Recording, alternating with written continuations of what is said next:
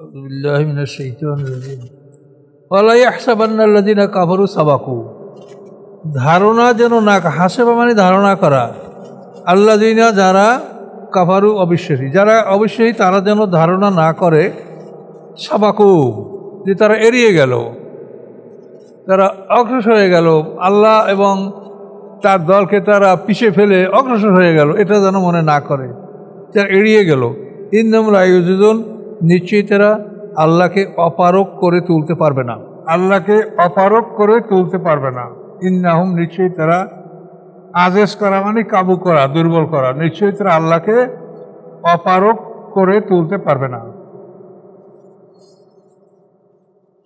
ওয়াইদু লাহুম মাস্তাতাতুম মিন কুওয়া প্রস্তুত রাখো লাহুম তাদের জন্য মা ইস্তাতাতুম যত তোমাদের পক্ষে সম্ভব তোমাদের পক্ষে যত সম্ভব তোমরা প্রস্তুত রাখো মিন কুওয়া তোমাদের শক্তি মিন রিবাতিল খায়ল ঘোড়া বেঁধে রাখা হতে রেবাত মানে বেঁধে রাখা খায়ল মানে ঘোড়া ঘোড়া প্রস্তুত রেখে তুরহিবুনা বি আদুব্বাল্লাহ আদুব্বাকুম ভয় দেখাবে তোমরা উহা দ্বারা আদুব্বাল্লাহ আল্লাহর দুশমনদেরকে ও আদুব্বাকুম তোমাদের দুশমনদেরকে ও আখারিনা মিন দুনিহিম আর অন্যদেরকেও ভয় দেখাবে যারা এদের ছাড়া আরো আছে শত্রু এদের ব্যতীত এদের ছাড়া আরো শত্রু আছে তোমরা তাদেরকে ভয় দেখাবে লা তা'লামুনাহুম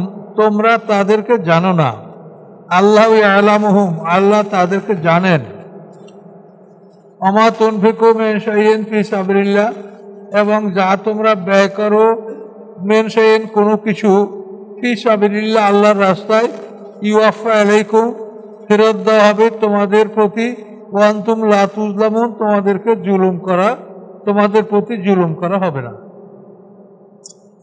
তো এই আয়াতে আল্লাহ প্রথম বললেন যে কাফেররা তারা যেন ভাবে না যে তারা এড়িয়ে গেছে তারা বেঁচে গেছে তারা আল্লাহকে দুর্বল করতে পারবে না দ্বিতীয় আয়াতে আল্লাহ বলেন শত্রুর জন্য তোমরা শক্তি প্রস্তুত রাখো এখন এই শক্তি হিসেবে আল্লাহ বলছেন ঘোড়া বেঁধে রাখো ঘোড়া প্রস্তুত রাখো সে যুগে যুদ্ধের জন্য সবচেয়ে বড় মিডিয়া ছিল ঘোড়াই সবচেয়ে বড় বাহন ছিল সে যুগে যুদ্ধের এবং গনিমতের মালে দেখেন না ঘোড়ার জন্য ঘোড়ার দ্বিগুণ অংশ তারপর ঘোড়ার সাথে মানুষটার এক অংশ আর যে পদাতিক আর্টিলারি না ইনফ্যান্ট্রি জন্য এক এভাবে 4 ভাগ আর রাসূলের একার 1 ভাগ তাহলে এই ঘোড়া আসলে ঘোড়া মানেই তো শক্তি পৃথিবীতে যত ইঞ্জিন দেখেন এগুলো কিন্তু সব হর্স পাওয়ার ঘোড়ার শক্তি অশ্ব শক্তি দিয়েই কিন্তু এটা মাপ হয় তার এখানে আল্লাহ ঘোড়ার কথাটা বলছেন যাতে ওই যুগের লোকেরাও বুঝতে পারে আর এই যুগের লোকেরাও বুঝতে পারে এই জন্য আল্লাহ এমন একটা শব্দ ব্যবহার করছেন যে ঘোড়া বেঁধে তোমরা ঘোড়া প্রস্তুত রেখে তোমরা শত্রুদেরকে ভয় দেখাও তারাও ভয় পাবে তাদের পিছনে আরো যারা শত্রু আছে তারাও ভয় পাবে এখন এই শত্রুর জন্য সমসাময়িক কালে কন্টেম্পোরারি এখন যারা আছে পৃথিবীতে যারা আছে সমসাময়িক এই সমান তালে কিন্তু মুসলমানদেরও শক্তি থাকতে হবে তা নাহলে তো তারা আমাদেরকে কোণঠাসা করবে আমরা মুসলমানরা তো খুবই কোণঠাসা হয়ে আছি পৃথিবীতে মুসলমানদের কাছে যে সম্পদ আছে এই সম্পদ তো কাফেরদের কাছে নাই পৃথিবীর 3/1 সম্পদ কিন্তু মুসলমানদের দখলে খনিজ সম্পদ তেল এসব কিছু মিলিয়ে সমগ্র পৃথিবীর 3/1 সম্পদ হলো মুসলমানদের দখলে আর মুসলমানরা জনসংখ্যা হচ্ছে পৃথিবীর সমস্ত মানুষের 4/1 তাহলে আমরা জনসংখ্যা 4/1 আর সম্পদ আছে আমাদের 3/1 তাহলে বেশি আছে কিনা বলেন এই সম্পদ বেশি থাকা সত্ত্বেও মুসলমানরা পৃথিবীতে সবচেয়ে অপমানিত জাতি এর কারণটা হলো রাজতন্ত্র বিলাসতন্ত্র সুবিধাতন্ত্র এগুলি হলো কারণ আর কিছু মুসলমানদের কি অর্থ সম্পদ কম আছে আজকে 10টা মুসলমানদের কাছে আণবিক অস্ত্র থাকতো তারা দেখতে যে মুসলমানদেরকে ওরা ভয় করে কিনা এক পাকিস্তান কোনোভাবে ওই জেনারেল জিয়াউল হকের আমলে এটা বুঝিয়ে ফেলছিল। মানে আমাদের যে আমরা এই যে মুসলমান, আমাদের মধ্যে ধৈর্য নাই, আমরা সুযোগ পাইলে খালি লাফাইতে থাকি। ওই জন্য পাকিস্তানের জেনারেল জিয়াউল হক বেশ দীর্ঘদিন সে সামরিক শাসন দিয়ে রাখছিল। ওই সময় কিন্তু সে আণবিক বোমাটা করে ফেলছিল পাকিস্তানে। তাকে নির্যাতন পারতেছে না, কতভাবে তার উপর চাপ সৃষ্টি হচ্ছে। আল্লাহ তাআলা কোরআনে এটা বলেছেন যে তোমরা শত্রুদের জন্য শক্তি প্রস্তুত রাখো, ঘোড়া বেঁধে। তো এর থেকে আপনারা সবকিছু বুঝতে পারতেছেন যে আজকে মুসলমানদের যদি এই অস্ত্র শস্ত্রে মুসলমান সমৃদ্ধ, তো সৌদি আরবের কাছে কি আছে? এই যে আরব দেশগুলো, এই যে দুবাই, কুয়েত, এই যে আরব দেশগুলোর মধ্যে প্রায় 54টা মুসলিম রাষ্ট্র, সবারই কাছে ধন সম্পদ, সবারই কাছে আল্লাহ খনিজ সম্পদ দিয়েছে। আর মুসলমানদের জমিন যেখানে সেখানেই নিয়ামত সব দেখে। আমাদের বাংলাদেশ, এখানে যে কত কিছু নিয়ামত আছে চিন্তা করা যায়? হ্যাঁ, মাটি খুঁড়লেই গ্যাস বের হয়ে আসে। এই যে ভোলা ডিস্ট্রিক্টটা, পুরো ভোলা ডিস্ট্রিক্টটা গ্যাসে ভাসে।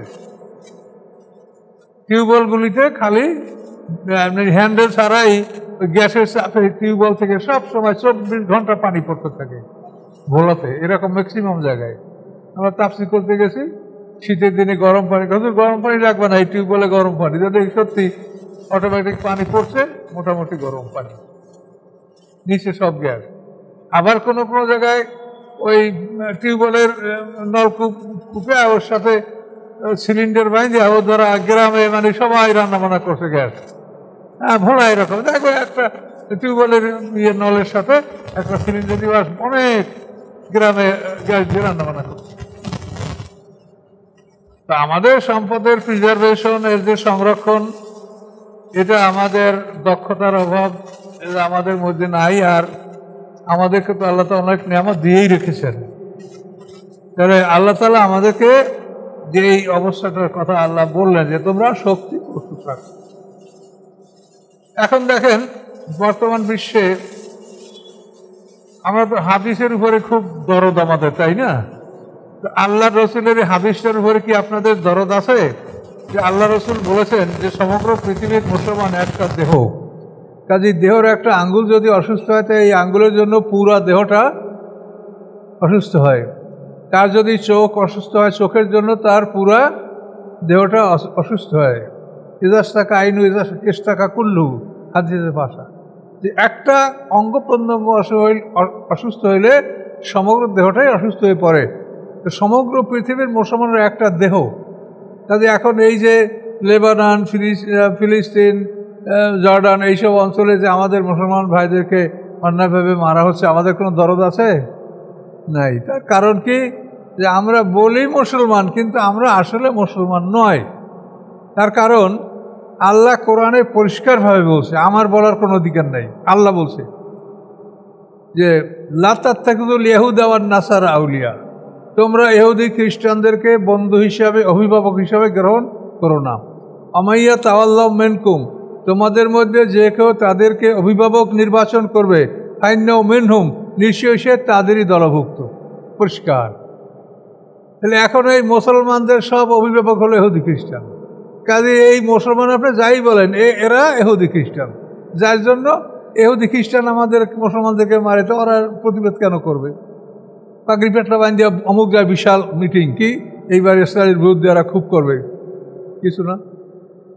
এটা শুধু একটা শোষা করা। হ্যাঁ, এই সৌদি আরব, মিশর এক হয়ে গেছে, ইসরায়েলের বিরুদ্ধেই করবে। দেখেন না কত এরকম খবর, মানে আসলে কিছু না।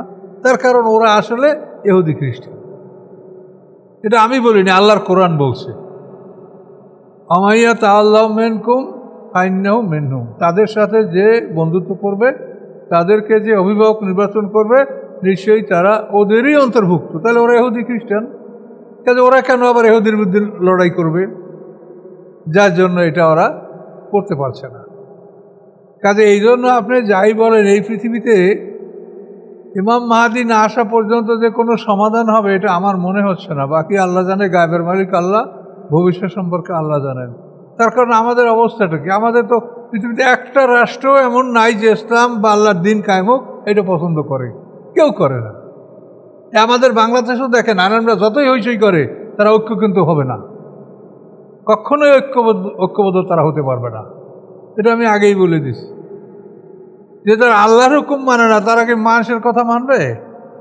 আল্লাহ বলছে ওয়াতাসিমু বিহাবলিল্লাহ জামিআন ওয়ালা তাফাররাকু, তোমরা সবাই আল্লাহর রজ্জুকে শক্ত করে ধারণ করো, পৃথক হইও না। এটা আল্লাহর আদেশ না?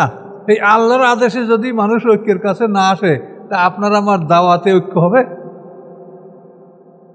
কাজে এগুলো কিচ্ছু হবে না। ওই বরং এইগুলো নিয়ে ঐক্য করতে গেলে আরো ক্ষতি হবে। তো এই জন্য কোরআন কি বলছে সেইটা দেখেন। আপনারা তো নিশ্চয়ই বোঝেন যে আমরা বড় দলের লোক না। কোরআনে যে আল্লাহ আলেমদেরকে ভাগ করছে 3টে ভাগে, তাতে আমরা ছোট দলের লোক, বড় দলের না। তো জান্নাতে যাইতে হলে এই ছোট দলের সাথেই থাকতে হবে। দেখুন আল্লাহ নিজেই বলেছেন যে সুম্মা আওরাসনাল কিতাবাল্লাযিনা ইসতাফাইনা মিন ইবাদিনা, অতঃপর আমি ওয়ারিস বানিয়েছি আমার কিতাবের, সুম্মা মানে পরে, অর্থাৎ নবী রাসূলদের তিরোধানের পরে। আওরাসনাল কিতাবাল্লাযিনা ইসতাফাইনা মিন ইবাদিনা, আমি আসমানি কিতাবের ওয়ারিস বানিয়েছি আমার বাছাইকৃত একদল বান্দাদেরকে। এই আল্লাহর বাছাইকৃত বান্দা হচ্ছে আমরা আলেম সমাজ। এখন আল্লাহ বলেন ফামিনহুম জালিমুন লিনাফসি, তাদের প্রথম দলটা জালেম, অমিনহুম মুকতাসিদ, দ্বিতীয় দলটা মধ্যমপন্থী, অমিনহুম সাবিকুম বিল খায়রাত, তৃতীয় দলটা ছোট দলটা সৎকর্মে অগ্রগামী। এটা আল্লাহ ভাগ করে রেখেছেন কোরআনে। তাহলে এখন অবস্থাটা দেখ যে আমরা যে সত্য কথাগুলো বলি এগুলির বিরুদ্ধে তাদের কোনো তারা মানে জবাব দিতে পারবে না। কিন্তু জবাব কি তাদের জানেন? সব আলেমরা বলে, আপনি আর একটা বলেন, এই হলো জবাব, দলিল। আমরা আগে ছোটকাল থেকে শুনি আসছি, এই যে আপনি বলেন আর একটা, এগুলো হলো দলিল। কিন্তু তারা কোরআন হাদিসের কোনো দলিল তাদের কাছে নাই। এগুলো কত দুঃখজনক কথা। আল্লাহ রসুল পেঁয়াজ দেওয়া তরকারি খেতেন না, তাকে একদিন পেঁয়াজ দিয়ে পাক করা তরকারি হাদিয়ে দেওয়া হয়েছিল। আল্লাহ নিজে খান নাই, সাহাবীদেরকে দিছে।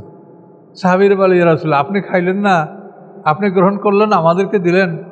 তখন আল্লাহ রসুল বলেন যে দেখো এটা তো হারাম না, কিন্তু ইন্নী উনাজি মান লা তুনাজি, যে আমি এমন ফেরেশতাদের সাথে কথা বলি যাদের সাথে তোমরা কথা বলো না। ফেরেশতারা খুব হালকা নরম তবিয়তের।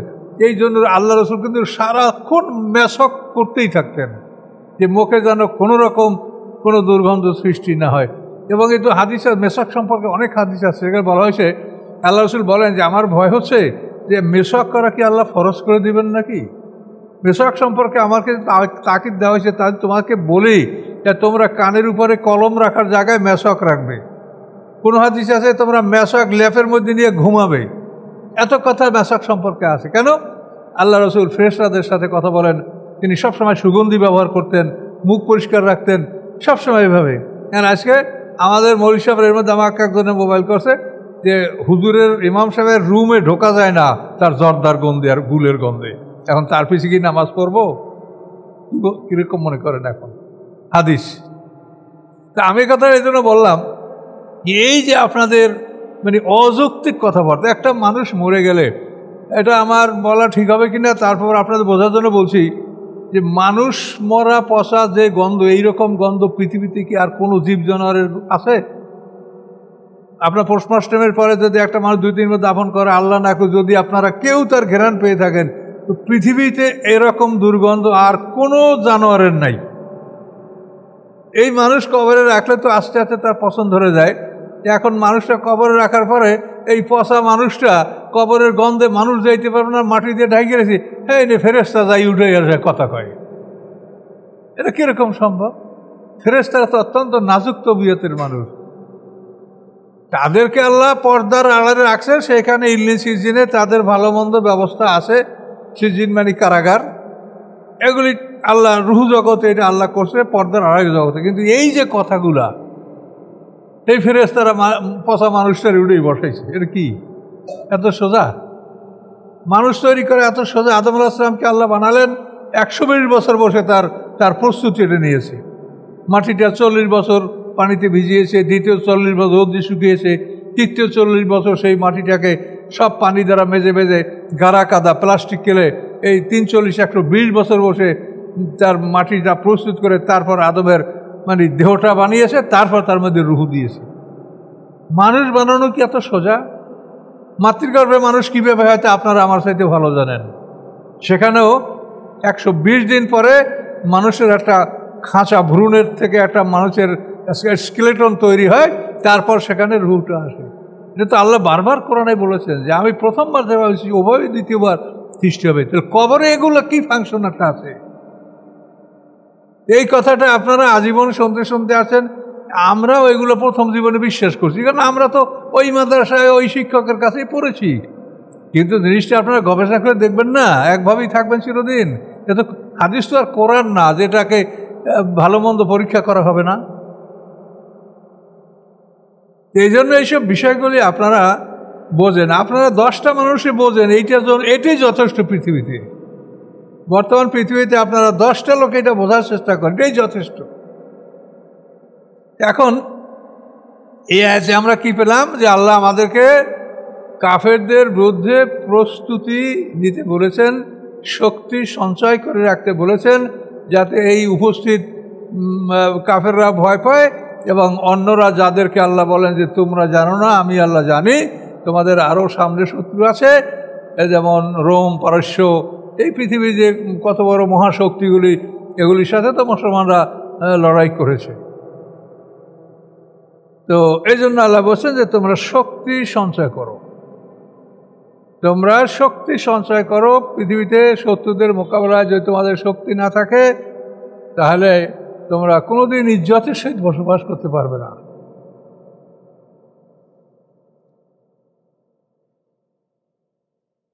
ভারত যখন আণবিক বোমা পরীক্ষা করলো, তার 1 সপ্তাহ পর পাকিস্তান আণবিক বোমা পরীক্ষা করলো। এই ভারত আণবিক বোমা ফুটানোর সময় কি বলছিল, আর পাকিস্তান যখন বোমা ফুটল তখন কি বলছিল, এই কথাটা কি আপনারা কেউ শুনেছেন খবরে? এটা কেউ শোনেন নাই? ভারত আণবিক বোমা ফোটাইয়ে পাকিস্তানকে হুমকি দিয়েছিল, কিন্তু যখন 1 সপ্তাহ পর পাকিস্তান আণবিক ফুটাইল, তখনই আবার বলল যে এখনই যুদ্ধ নয়, আর এখনই আণবিক যুদ্ধ নয়। এই কথাটা শোনেননি আপনারা? শোনা উচিত। আমি তো রাজনৈতিক মানুষ না, কিন্তু আমার তো মানুষ হিসাবে জানা দরকার, এই জন্য আমি এগুলো মোটামুটি আমার আসে নজরে, বা আমি একটু হালকাভাবে দেখি। আমি এজন্য হয়তো দৈনিক 5 মিনিট সময় দিতে পারি, আর বেশি দেই না, বাকি সময়টা আমি কোরআনের জন্যই দিই। তাহলে এই জন্য শক্তি না থাকলে তাকে কেউ পরোয়া করে না। এমনকি একটা পরিবারের বিরুদ্ধ মানুষ, একটা পরিবারে যখন মানুষ বিরুদ্ধ হয়ে যায়, তখন পরিবারের সবাই তাকে এড়িয়ে চলতে চায়, তার কাছে গেলে সে কী বলবে না, কি জিজ্ঞাসা করবে না, এই কানে শোনে না, একবারের কথা 10 বার বলতে হবে না, এতে জোরে বলতে হবে না। এই দেখেন, পরিবারে একটা যদি দুর্বল লোক হয় তাকে মানুষ অপছন্দ করে। তাহলে আপনার শক্তি না থাকলে কে আপনাকে সম্মান দিবে?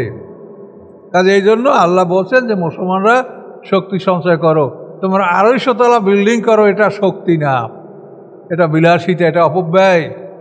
কোরআন আল্লাহ কি বলছেন? আতাবনুনা বিকুল্লি রিয়িন আয়াতান তা'বাসুন, তোমরা সকল উঁচু উঁচু জায়গায় তোমরা স্মৃতিসৌধ করতেছো খেলাধুলা করার জন্য। তাত্তাখিযুনা মাসানিআ লাআল্লাকুম তাখলুদুন, এবং তোমরা বড় বড় প্রসাদ অট্টালিকা নির্মাণ করছো, মনে হয় যেন তোমরা অনন্তকাল বেঁচে থাকবে। কোরআনের আয়াত, সরাসরি কোরআন আল্লাহ সব বলেছেন। তো যাই হোক, আমরা এই বিষয়গুলো আপনাদের কাছে পেশ করলাম। আমাদের জেনে রাখা ভালো, আমাদের জানতে হবে, কিন্তু বাস্তবায়িত হওয়ার জন্য পৃথিবীতে যখন পরিবেশ আসবে তখন যেন আমরা যেন লাইনে থাকি, আমরা ডিরেইলড না হই। লাইন থেকে পড়ে গেলে লাইনে ওঠা যাবে না। লাইনে থাকেন, ইমাম মাহদী আসবে, ঈসা আলাইহিস সালাম থাকবে, লাইনে আসেন। সেই সময় কিন্তু এই আলেমরা যারা এখন আমাদের কোরআনের বিরোধিতা করে, এই আলেমরা ইমাম মাহদীরও বিরোধিতা করবে, মনে রাখবেন।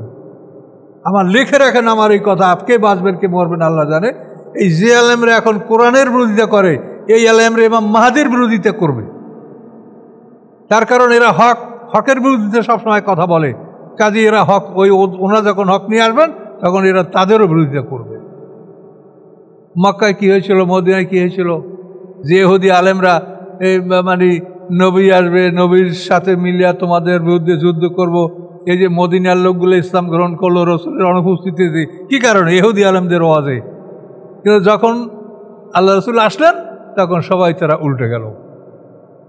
এখনও এরা মাহাদি খুরি ওয়াজ করে না, মাহাদি আসলে এরাই তাদের বিরুদ্ধে করবে, তার কারণ এরা সত্যের পক্ষে না। কাজে এগুলা কথা আপনাদের খারাপ লাগলো, ওই কথা সত্য, যেটা করবে এরা এরা সত্যের পক্ষে থাকবে না, এদের এই ধর্ম ব্যবসা থাকবে না। এরা আলেম যারাই যত বড় কথা বলে তারা ধর্ম ব্যবসা করে, মানুষের উপরে জুলুম করছে। এটা আল্লাহর বিধান আসলে এইগুলো থাকবে না। কাজেই যাই হোক, আমরা আল্লাহর কথা জেনে রাখি, কাজে আসবে।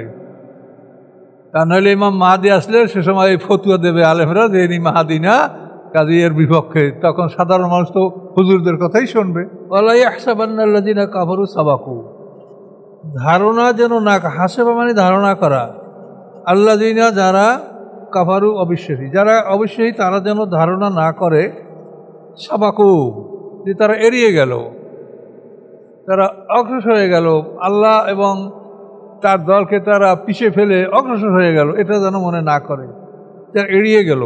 ইন্নাহুম লা ইউজিজুন, নিশ্চয়ই তারা আল্লাহকে অপারক করে তুলতে পারবে না। ও আইদুল লাহুম, প্রস্তুত রাখো, লাহুম তাদের জন্য, মাস্তাতাতুম তোমরা যতখানি তোমাদের পক্ষে সম্ভব, মেন কুয়া শক্তি, কিসের থেকে? মেন রেবাতেল খাইল, ঘোড়া বেঁধে রাখা, ঘোড়া প্রস্তুত রাখা। তুরহিবুনা বি আদুবুল্লাহ, তোমরা ভয় দেখাবে, বিহি উহার সাহায্যে, আদুবুল্লাহ আল্লাহর দুশ্মনদেরকে, ও আদুব্বকুম এবং তোমাদের দুশ্মনদেরকে, ও আখারিনা মিন দুনিহিম এবং অন্যরা আছে এদের ছাড়া অন্য শত্রু আছে। আল্লাহ তা'লামুনাহুম, তোমরা তাদেরকে জানো না, আল্লাহু ইয়া'লামুহুম, আল্লাহ তাদেরকে জানেন। আমা তুনফিকু মিন শাইইন ফি সাবিলিল্লাহ, তোমরা যা ব্যয় করো কোনো কিছু আল্লাহর রাস্তায়, ইউওয়াফা ইলাইকুম, ফেরত দিবেন তোমাদের প্রতি উহা, ওয়া আনতুম লা তুযলামুন, তোমাদের উপরে জুলুম করা হবে। এই ইউওয়াফা মানে কি? তোমাদেরকে পুরোপুরি ফেরত দেবে। এই শব্দ থেকে অফাত, যে আপনার মৌয়াত মানে অফাত, এটা এই শব্দই। মৌয়াত মানে অফাত, মৃত্যুর আরবি অফাত। অফাতের অর্থ হলো যে একটা মানুষ তার দেনা পাওনা যা ছিল, তার রেজেক যা ছিল, এটা সব সে গ্রহণ করার পরে তার যখন কিছু নাই তখন সে বিদায় হইতে বাধ্য। তার জন্য কোথাও এক ফোঁটা পানি নাই, তার জন্য কোনো রেজেক নাই, দানা নাই, এখন কিছু নাই, তো কী করে থাকবে? তখন সে বিদায় হবে। তো যে তার সম্পূর্ণ পাওনা পরিশোধ করে, সম্পূর্ণ পাওনা গ্রহণ করে বিদায় করে, তাকে বলা হয়, মৃত্যুকে বলা হয় অফাত। আর যদি এটা না করে তাহলে সেটা হলো কতল, সেটা হত্যা। আর অফাত হলো স্বাভাবিক মৃত্যু, অর্থাৎ তার জন্য যে অ্যালটমেন্ট ছিল সেটা সম্পূর্ণ সে গ্রহণ করার পরে বিদায় হচ্ছে। কথা বলতে অফা, এই অফা মানে পুরোপুরি দেওয়া। আর এই জন্য অফাত মানে যে মানুষ তার পুরো পাওনা গ্রহণ করার পরে বিদায় হয়। ওয়ান জানাউল সালমেম, যদি তারা সন্ধির জন্য নত হয়, যদি তারা সন্ধির জন্য, জানাও মানে নত হওয়া, যদি তারা সন্ধির জন্য নত হয়, ঝুঁকে পড়ে, সালমানি আত্মসমর্পণ, সন্ধি। এই যে সেলমার ইসলাম, এই শব্দই কিন্তু ইসলাম মানে কি? আত্মসমর্পণ। আর এই সেল মানে এটাও আত্মসমর্পণ। যদি তারা আত্মসমর্পণের জন্য যদি নত হয়, বুঝছেন, একটা শব্দ কোথায় কোথায় আপনার ব্যবহার করেন, জানলে আপনার জিনিসটা বুঝতে সোজা হবে। ইসলাম, এই ইসলাম আর এই সেলমা একই। যদি তারা নত হয় আত্মসমর্পণের জন্য, ফাজদাহলাহা, আপনিও নত হন ওই সন্ধির জন্য, আপনিও সন্ধি করতে রাজি থাকেন। তার কারণ অযথা রক্তপাত হবে, মানুষের ক্ষয়ক্ষতি হবে। সন্ধি করতে চাইলে আপনিও সন্ধি করেন, কিন্তু তাওয়াক্কাল আলাল্লাহ, আল্লাহর উপরে আপনি নির্ভর করেন। সন্ধি করার পর যে আপনার খেয়ানাত করে, বিশ্বাসঘাতকতা করে, করতেই পারে, ওরা কাফের। তা আল্লাহ বলেন ওয়াতাওয়াক্কাল আলাল্লাহ, আপনি আল্লাহর উপরে নির্ভর করুন। ইন্নাহু আস-সামিউল আলিম, নিশ্চয়ই আল্লাহ তাআলা সব কিছু শোনেন, সব কিছু জানেন। সামনে আল্লাহ বলেন ওয়া ইউরিদু আন ইয়াকদাউকা, যদি তারা ইচ্ছা করে যে আপনাকে তারা ধোঁকা দিবে, ধোঁকা দেওয়ার ইচ্ছা যদি করে, ফাইন্না হাসবাকাল্লাহ, নিশ্চয়ই আপনার জন্য আল্লাহ যথেষ্ট হবেন। আল্লাহ রসুলকে হত্যা করার জন্য তো বহুবার চেষ্টা করা হয়েছে। এক ইহুদি, দাসুর নামক এক ইহুদি আল্লাহ রসুল হত্যা করার চেষ্টা করছে। তারপর গুয়াইরাস ইবনে হারেস এক ইহুদি, আল্লাহ রসুল কোনো একটা যুদ্ধ থেকে ফেরার পথে, মানে আবহাওয়া খারাপ ছিল, কিছু বৃষ্টিপাত হয়েছিল, তারপর যখন বিশ্রামের জন্য একটা উপযুক্ত জায়গা তারা পেলেন, তার সবাই কাপড় চোপড় খুলিয়া রৌদ্রে নাড়িয়ে দিয়েছে এবং বিশ্রাম করছে। আল্লাহ রসুল এরকম তলোয়ার গাছের ডালে ঝুলেই রাখা কাপড় চোপড়টা মোটামুটি যেগুলো ভিজে গেছে নাড়িয়ে দিয়ে বিশ্রাম করতেছিলেন। তখন এক ইহুদি দেখছে যে আল্লাহ রসুলের তলোয়ার ঝুলানো, সে ঘুমাচ্ছে। তো ওইখান থেকে ইহুদি নেমে আসে আল্লাহ রসুলের তলোয়ারটা হস্তগত করছে। ফিরে এখন রে মোহাম্মদ, কে তোমাকে এখন রক্ষা করে? আল্লাহ রসুল বলেন আমাকে আল্লাহ রক্ষা করে। এই বলার সাথে সাথে হাত কাঁপিয়া ওর তলোয়ার পড়ে গেছে। ও বলে যে আমাকে পিছন থেকে কে যেন ধাক্কা দিয়েছে। তারপর আল্লাহ রসুল তলোয়ার উঠে বলে, তোকে কে রক্ষা করে বল? তাহলে আল্লাহর কসম, আমাকে রক্ষা করার কেউ নাই। তখন আল্লাহ রসুল তলোয়ারটা ফেলাই দিয়া বলে, এখন যা, মানুষকে কেমন করে ক্ষমা করতে হয় এটা শেখ, তোরাও তো হালে কেতাব। তখন ওই ইহুদির সাথীরা বলছিল যে তুমি এরকম কেন করলে? বলে আমি কিছুই বলতে পারিনি, আমার দুই কাঁধের মাঝখানে কে যেন আমাকে ধাক্কা দিয়েছে, আমি পড়ে গেছি। তারপর ওই আর এক ব্যক্তি এরকম আল্লাহ রসুল একটা কুয়ার উপরে বসা, তলোয়ার আল্লাহ রসুলের হাতে। তো গুয়েরেস ইবনে হারেস অথবা শুধু হারেস তার নাম, এসে বলে, ও মোহাম্মদ আপনার তলোয়ারটা দেখি। দেখেন, এখন নিয়েই কয়ে আমি এবার তোমাকে হত্যা করবো। তা আল্লাহ রসুল বলে আমাকে আল্লাহ রক্ষা করে, তুই কী করবি কর। তখন সে আসতে পড়ে গেল। আল্লাহ রসুল তলোয়ার নিজ হাতে নিলেন। এভাবে আপনি হিসাব করলে বহুবার ইহুদিরা যখন ইহুদি বনু নজির আত্মসমর্পণের আগে আল্লাহ রসুলকে হত্যা করার ষড়যন্ত্র করেছিল। তারপরে তাদের ক্যাম্পের ভিতরে যাওয়ার পরে আল্লাহ রসুলকে পাথর ফেলে হত্যা করার চেষ্টা করছিল। এভাবে বহু চেষ্টা করা হয়েছে। তো আল্লাহ বলেন ওই রিদু আইয়াক দাউকা, যদি তারা চায় যে আপনাকে তারা ধোঁকা দিবে, ফাইন্না হাসবাকাল্লাহ, নিশ্চয়ই আপনার জন্য আল্লাহ যথেষ্ট হবেন। হুয়াল্লাযী, তিনি সেই আল্লাহ, আইয়াদাকা, যিনি সাহায্য করেছেন আপনাকে, বেনাসরিহি, তার সাহায্যর দ্বারা, আবেল মুমিনিন, এবং তিনি সাহায্য করেছেন মুমিনদের দ্বারা। মুমিনরাও আপনার সহযোগিতা করেছে, আর আল্লাহ তাআলা নিজেও তার সাহায্য দ্বারা আপনাকে সাহায্য করেছেন। আল্লাফা বাইনা কুলুবিহিম, এবং বন্ধুত্ব সৃষ্টি করেছেন তাদের অন্তরের মধ্যে। তাদের অন্তরের মধ্যে বন্ধুত্ব। 120 বছর লড়াই করেছে বুয়াসের যুদ্ধ। আওস এবং খাজরাজ দুইটা গোত্র, এরা মানে পূর্বপুরুষ হলো দুই ভাই, আওস আর খাজরাজ, এবং এদের মূল বাসিন্দা হলো, এরা ইয়ামানের বাসিন্দা ছিল। এই রানী বিলকিসের দ্বারে ওখানের লোকেরা। এই যে সায়লার আরাম বাঁধ ভাঙ্গা বন্যার কথা আপনারা পাবেন কোরআন শরীফের সামনে, যে রানী বিলকিস এর আমলে নির্মাণ করা বাঁধ, অথবা এই বাঁধটা হয়তো আরও আগে নির্মিত হয়েছে। যাই হোক, একটা বিরাট বাঁধ ছিল, সেই বাঁধের কথা কোরআনে আসে। এবং সেই বাঁধ ভাঙ্গা বন্যায় যখন ইয়ামান বিধ্বস্ত হয়েছে, তখন সেখান থেকে বহু লোক পালিয়ে এদিক ওদিক পৃথিবী চলে আসে। ওইখান থেকে এই আওস খাজা আনসার গোত্র, ওরা ওখানের লোক, ওখান থেকে তারা মানে মদিনে এসে আশ্রয় নিয়ে ইয়াসরিবে তারা আশ্রয় নিয়েছিল। এই দুই ভাইয়ের দুই বংশ, আওস এবং খাজরাজ, তারা 120 বছর পর্যন্ত বুয়াসের যুদ্ধ করেছে। বুয়াস, আল্লাহ রসুল আসার পরে, তারা ঈমান আনার পরে 120 বছরের যুদ্ধ তাদের শেষ। কত বড় ব্যাপার দেখেন। সেই কথা আল্লাহ বলেন, হুয়াল্লাযী আইয়াদাকা বিনাসরিহি ওয়া আল্লাফা বাইনা কুলুবিহিম, এবং বন্ধুত্ব সৃষ্টি করেছেন তাদের অন্তরের মধ্যে। লাও আনফাকতা মাহফিল আরদি জামিয়া, যদি আপনি ব্যয় করতেন, আনফাকতা মানে ইনফাক ফি সাবিলিল্লাহ, ব্যয় করা আল্লাহর পথে, যদি আপনি ব্যয় করতেন মাহফিল আরদে জামিয়া যাকে আছে পৃথিবীর মধ্যে সব এগুলো সব যদি আপনি ব্যয় করতেন মা আল্লাফতা বাইনা কুলুবহিম আপনি তাদের অন্তরের মধ্যে বন্ধুত্ব সৃষ্টি করতে পারতেন না না আল্লাফতা বন্ধুত্ব সৃষ্টি করবেন আপনি বাইনা কুলুবহিম তাদের অন্তরের মধ্যে আপনি পৃথিবীর সব সম্পদ ব্যয় করে তাদের অন্তরের মধ্যে বন্ধুত্ব সৃষ্টি করতে পারতেন না ওয়ালাকিন্নাল্লাহ আল্লাহ বাইনা আল্লাহ তাআলা তাদের অন্তরের মধ্যে বন্ধুত্ব সৃষ্টি করে দিলেন আল্লাহ বাইনাহুম ইন্নাহু আজিজুন হাকিম নিশ্চয়ই আল্লাহ তাআলা পরাক্রমশালী মহাকৌশলী এই আনসার আওস এবং খাজরা এই দুইটা গোত্র তাদের 120 বছরের যুদ্ধ সমাপ্তি ঘটল আল্লাহ রাসূলের মদিনা আগমন মদিনা আগেই তারা ইসলাম গ্রহণ করছে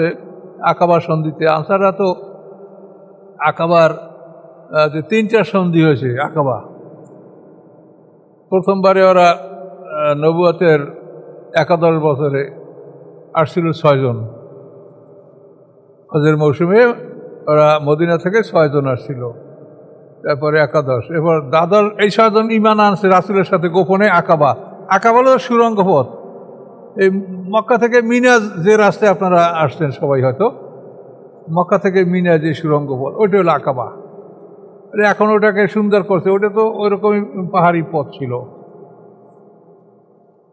আমরা যখন ওইখানে গেছি তার ওই বাংলাদেশি ড্রাইভার চলে এইখানে নাপাক আমরা নাপাকটা কি নাপাক মানে তো অপবিত্র মানে আরবিতে নাফাক মানে সুরঙ্গ তো বাঙালি ও শেখছে নাপাক এই যে নাফাকের ভিতরে ঢুকবো আমরা নাপাকে ঢুকবো কেন তখন বলতাম যে ও বাঙালি ওটারে নাপাক বলছে ওটা নাফাক মানে সুরঙ্গ তো ওই সুরঙ্গ পথে 11 বছরে 6 জন আল্লাহর সাথে দেখা হয়ে তারা ইসলাম করে দ্বিতীয় বছর তারা 12 জন আসে 12 নবুয়তের 10 বছরে সেই 12 জন ইসলাম গ্রহণ করে এবং তারা একজন শিক্ষক মাসআব বিন উমাইরকে সাথে করে নিয়ে মদিনায় চলে যায় আল্লাহ রাসূলের অনুমতি নিয়ে যে তিনি তাদেরকে দিন শেখাবেন এই মাসআব বিন উমাইরের নেতৃত্বে সব মদিনার ঘরে ঘরে ইসলাম প্রচার হয়ে গেল এরপর মেরাজের আগে নবুয়তের 13 বছরে ওরা 72 জন আসছিল হজের মৌসুমে 72 জন এসে আল্লাহ রাসূলকে দাওয়াত দিল যে আপনাকে আমরা মদিনায় নিয়ে যাব তখন আল্লাহ রাসূল তাদের সাথে কথা করলেন যে আমি যাব তাহলে আগে আল্লাহ রাসূল বলেন সাহাবীরা তোমরা সবাই যাও আমার অবস্থা যা হয় তাই পরে হবে আস্তে আস্তে সব সাহাবীরা চলে গেলেন মক্কা শহর ফাঁকা হয়ে গেল তখন শেষ পর্যন্ত আল্লাহ রাসূলকে হত্যার চেষ্টা করলো যে মুহাম্মদ সাল্লাল্লাহু আলাইহি ওয়াসাল্লাম তো আমাদের সর্বনাশ করছে তখন তো সব ঘটনা জানে যে আল্লাহ রাসূলকে তারা হত্যা করতে পারে নাই আবু বকর সিদ্দিককে নিয়ে আল্লাহ রাসূল পালিয়ে নিরাপদে তিনি মদিনায় হিজরত করেছেন তো এই যে আনসারদের যে তাদের কর্মকাণ্ড কত বড় ত্যাগ তারা এই সমস্ত মুহাজিরদেরকে তারা আশ্রয় দিয়েছে অনেক কিছু করেছে আল্লাহ রাসূল আনসারদেরকে খুব ভালোবাসতেন ইন্নাহু আজিজুন হাকিম নিশ্চয়ই আল্লাহ তাআলা মহা কৌশলী আজিজ মানে পরাক্রমশালী অর্থাৎ যে শক্তি অপ্রতিরোধ্য ক্ষমতার মালিক এবং তিনি সাথে সাথে কৌশলীয় দেখেন জিনিসটা বোঝেন অসাধারণ শক্তি আর যদি কৌশল না থাকে তাহলে হাতির মতো শক্তি হাতির কৌশল নাই আর যদি অপ্রতিরোধ্য শক্তিও থাকে কৌশলও থাকে তার শক্তির অনেক মূল্য আছে এই জন্য একই সঙ্গে দুইটা কথা ব্যবহার করা হয় যে তিনি আজিজ মানে মহাশক্তির মালিক এবং সাথে সাথে তিনি কৌশলেরও মালিক যদি শুধু শক্তি থাকে কৌশল না থাকে তাহলে সে শক্তির কোনো মূল্য নাই আর যদি কৌশল জানে আর শক্তি মোটেও না থাকে তাহলে সেই কৌশলেরও মূল্য নাই এই জন্য আল্লাহ তাআলা সবসময় বলছেন যে তিনি মহা পরাক্রমশালী এবং তিনি সাথে সাথে কৌশলী এই হলেন আমাদের আল্লাহ আজিজ এবং হাকিম ইয়া আইয়ুহান নবী হাসবুকাল্লাহু ওয়া মান ইত্তাবাআকা মিনাল মুমিনিন হে নবী হাসবুকাল্লাহু যথেষ্ট আপনার জন্য আল্লাহ আপনার জন্য যথেষ্ট হবেন ওয়া মান ইত্তাবাআকা মিনাল মুমিনিন এবং তারা আপনার জন্য যথেষ্ট হবেন ইত্তাবাআকা যারা অনুকরণ করেন আপনার মিনাল মুমিনিন মুমিনদের মধ্য হতে